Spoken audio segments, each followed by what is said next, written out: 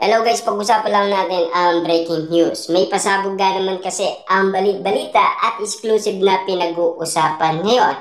Ewan ko sa'yo, Catherine Bernardo. Huwag iiyak-iyak, ha? Yan kasi ang sinasabi ng mga netizens at mga Delulu fans, lalong-lalo na ang mga sawsawerang kapitbahay, na hanggang ngayon ay hindi pa rin sila sang-ayon umano sa desisyon ni Catherine Bernardo, na talagang pabigla-bigla lang talaga, at lalong-lalo na hindi mamatay-matay ang issue at intriga. Lalong-lalo na, kita nyo naman, lumabas din sila after nga naman kasing mapag-usapan na privacy ang gusto ni Catherine Bernardo at Mayor Mark Alcala. Lalantad din pala, pero ano nga ba talaga ang meaning para sa dalawa sa kanilang relationship? Kung ano nga ba talaga ang label? Pero hindi naman umaamin. Deadma lang sila sa issue ngayon na kumakalat sa social media. At lalong-lalo na kasi ayon sa mga malalapit ng pamilyang Bernardo, pinagdidikit-dikit lang ang nasabing larawan. Ang chika nga naman kasi, magkaiwalay sila ng eroplano. Bagamat nauna si Catherine Bernardo bago si Mayor Mark Alcala. Ayon kasi sa iba, pinag-usapan na yan nila.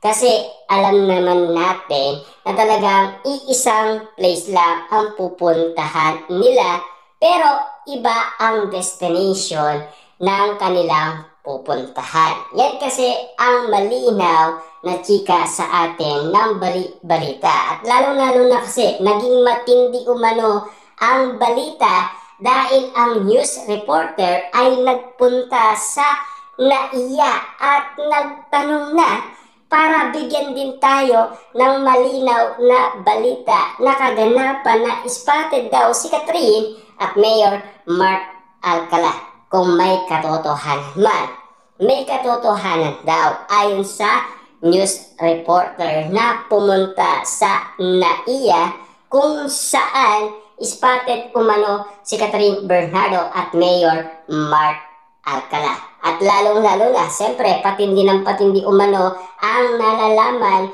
ng mga netizens at mga sawsawerang kapitbahay. Dahil merong nakaalam. Dahil si Mami Bernardo, alam pala niya ang pag-alis ni Catherine Bernardo papuntang Australia. Kaya galit na galit siya at hindi sila nag-uusap ni Catherine Bernardo. Maliman ang desisyon ni Catherine Bernardo, pero para sa kanya, nag-i-enjoy siya at masayang-masaya sa kanyang buhay pag-ibig. Intindihan muna natin si Catherine Bernardo kung sakasakali man mahal niya ang isang taong tulad ni Mayor Mark Alcala. Meron man pinag-uusapan na kakaiba kay Mayor Mark Alcala. Baka sakaling si Catherine Bernardo makatulong man kay Mayor, kung sakasakali man. Kung sakaling hindi mag-work it ang sa kanilang relasyon, at least alam na natin na pwedeng mauntog si Catherine Bernardo sa kanyang pagkakamali. Maliman ang diskarte niyang napilit sa buhay pag-ibig. Ang dami nga naman kasing mga lalaki dyan na pwedeng-pwede kay Catherine Bernardo. Tulad ni Alden Richard, Daniel Padilla. Kaso nga lang, nga ang dalawa. Pero ang pagkakaalam natin kasi, si Catherine Bernardo, pinipigilan niya lang ang kanyang sarili. Ang mahal niya kasi, si Daniel Padilla. Hindi mabubura yun. Nasa puso't isipan niya ang mga nangyari noon. Kaya nga naman siya nagpaparamdam kay Daniel Padilla, at ganoon din naman kasi si Daniel Padilla. Matapos natin kasing mabalitaan na si Daniel Padilla ay dumaan sa lie detector test at inamin niya na ini-stalk pa rin niya si Catherine Bernardo sa kanyang IG account. At lalong-lalo na kinilig naman itong si Catherine Bernardo. Kaya ang kilig, dinala niya sa pag-inom kasama ang kanyang mga tropa. At lalong-lalo na pinag-uusapan kasi baka lasing lang yan. Kaya nga naman kasi nasasabi niya mahal na mahal niya si Daniel Padilla. Pero hindi niya magawang sabihin ng personal or arapan or face-to-face kay Daniel Padilla. Papaano nga naman kasi nagkita na sila at nagkausap na sila noong Christmas special. Pero ang update sa atin noon, parang ang gusto ni Catherine Bernardo, tropa lang at magkaibigan lang. Parang tinitest niya umano si Daniel Padilla sa ganong sitwasyon. Kung sakasakali man, kayang-kaya talaga ni Daniel Padilla ang sitwasyon na baka nga naman kasi umulit siyang muli.